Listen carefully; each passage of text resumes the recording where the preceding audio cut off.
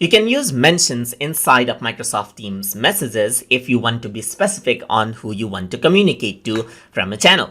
So I'm going to go around and click on new conversation and press add right here. And once I do that, it shows the list of people who are in that particular channel right here. So if I were to go around and then choose someone, then you can see that I'm choosing TutorTube guest right here. And if I were to type a message and then send them, then they will be notified with, let's say, for example, an extra notification compared to when you actually send a regular message.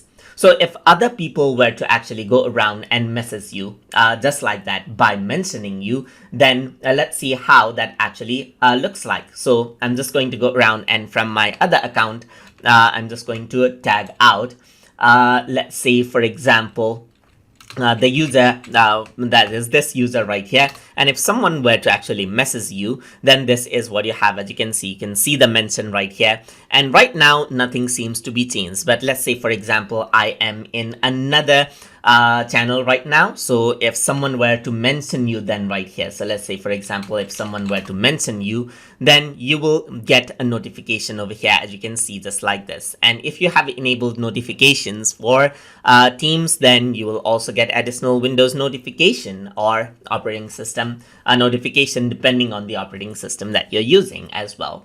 And that is how you can use @mentions to be specific on who you want to communicate with inside of Microsoft Teams. So I hope you guys learned something as always. And as always, please like, comment, share, and subscribe.